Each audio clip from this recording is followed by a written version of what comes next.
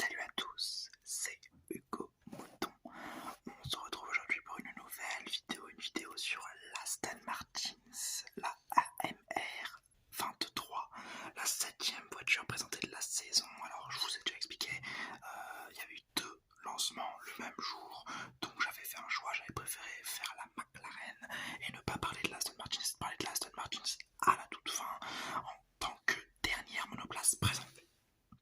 Alors c'est l'écurie, c'est la présentation de l'écurie la moins flamboyante de 2022. Ils ont fini 7ème sans aucun coup d'éclat quasiment, dû à un mauvais développement et une mauvaise voiture de base, accompagnant tristement la fin de carrière de Sebastian Vettel qui aurait sûrement mérité un petit podium avant de partir. Mais c'était probablement la présentation la plus décevante avec la Red Bull de cette année, car la monoplace n'a pas changé d'un iota au niveau de la livrée. Par contre, au côté technique, la monoplace a l'air complètement changée par rapport à l'an dernier. La suspension avant semble avoir été changée, l'aileron avant refaçonné, l'entrée d'air changée, les sidepods semblent changer également, et la suspension arrière a l'air un peu différente.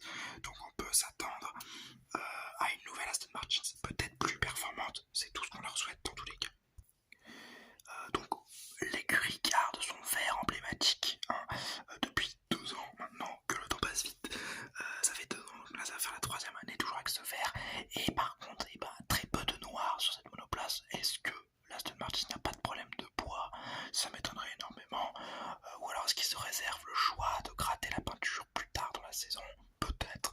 En tout cas, ils n'ont pas fait le pari comme les quasiment 9 autres, enfin les 8 autres, parce que Red Bull non plus n'ont pas trop gratté, mais quasiment les 8 autres écuries ont gratté un peu la peinture pour laisser entrevoir du noir. Aston Martin ne prend pas ce pari-là. C'est spécial quand même comme idée, mais j'espère pas que ça marchera. Le plus intéressant de cette présentation a sûrement été la présentation des pilotes, avec Alonso comme nouvel entrant dans le line-up. Il remplacera son meilleur rival, Sebastian Vettel, et restera donc en F1 pour 2 ans supplémentaires minimum. Il devra se rendre compte des compétences de la monoplace et montrer qu'il est le numéro 1 de l'écurie et qu'il va mener le projet Aston Martin à la victoire. Après, voilà, ça reste Fernando Alonso. Alors si la monoplace elle est décevante, il pourrait claquer la porte à la Formule 1 si les promesses ne sont pas tenues. Il pourrait arrêter après même pas une année. Imaginons que là, à Bahreïn, la monoplace soit affreuse, qu'au bout de 5 courses, il pourrait, au lieu de vouloir devenir toxique, juste se dire j'ai 41 balais, j'ai plus que ça à foutre de ma vie, je suis pas là pour 2 ans de remaniement technique, même pas sûr d'être réussi. Je pense que si la monoplace n'est pas assez bonne, ça pourrait être Alonso qui claquerait la porte, là où habituellement le schéma qu'on voit assez souvent, le pilote n'est pas assez bon, c'est l'écurie qui le banne, qui le renvoie. Et là je pense que ça va être le sens inverse avec Alonso.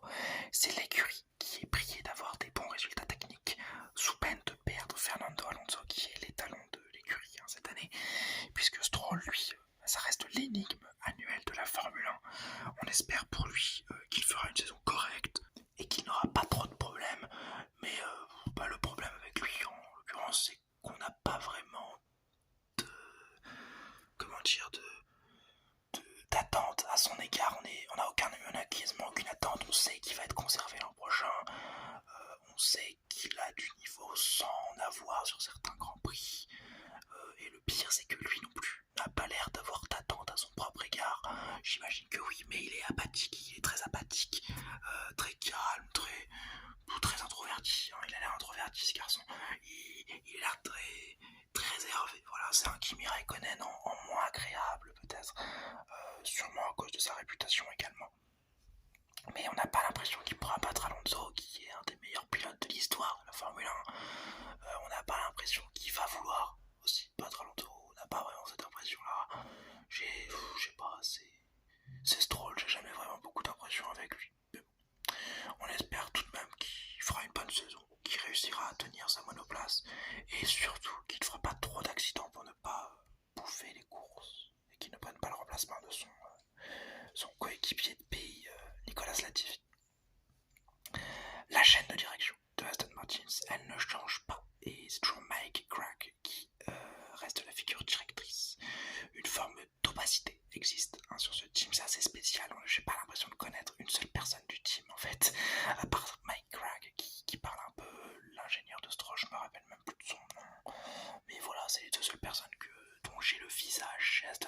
max, le reste vraiment on n'a rien. Et c'est vraiment bizarre d'avoir une écurie aussi opaque. Bon, bah, peut-être que c'est une question de culture et qu'en Angleterre par exemple, parce que Aston Martin c'est anglais, peut-être que tout le monde connaît les ingés principaux, les teams, le team principal et les ingénieurs de course, des pilotes bien sûr, peut-être que ça existe, mais moi j'en connais quasiment aucun, il n'y a que Mike Crack, mais parce que c'est lui qui parle aux médias, c'est tout, sinon il n'y a personne d'autre.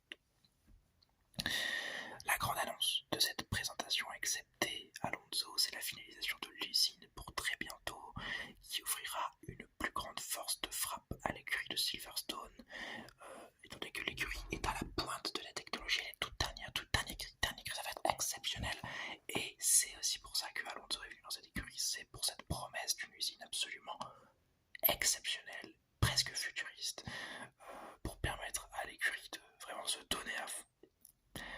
L'écurie aura des résultats à faire, elle devra être au minimum P5 pour réaliser une, entre guillemets, bonne saison. Et elle devra surtout nous faire comprendre qu'elle est à la porte du top 3 et que l'amélioration d'usine la fera passer dans une nouvelle dimension. Si ce n'est pas le cas, si elle est en dessous de la P5, déjà Alonso pourrait se barrer, ça c'est sûr et certain, mais surtout le projet prendrait du plomb dans l'aile. Ils sont là pour jouer le championnat du monde, je vous rappelle, hein. Ils sont pas là pour faire de la figuration ou du milieu de tableau. Une P5 cette année, c'est acceptable. S'il n'y a pas de marge de progression vers la P3, voire vers la P1, P2, ce sera une saison ratée pour Aston Martin, ce qui ne sera pas à son coup d'essai après une deuxième saison ratée, parce que la première était pas réussie, mais pas décevante non plus. Quant à moi, j'attends vraiment les résultats de cette écurie que je ne connais pas trop peu en fait, voilà, comme je vous l'ai dit, il y a l'opacité, et c'est pas une écurie qui est très souvent filmée, donc moi je suis curieux, j'aimerais bien voir, j'aimerais savoir, et je vais beaucoup les suivre cette année. Ça ne va pas faire mieux que la P5, hein, selon moi, si on doit suivre mes instincts, et ça a même des chances de rester 7ème au championnat constructeur. Voilà. Ça c'est le petit pari que je vous donne. Je pense que ça va rester 7ème pour Aston Martin. Je ne l'espère pas pour Alonso, hein, que j'adore, mais je pense que ça va rester 7ème.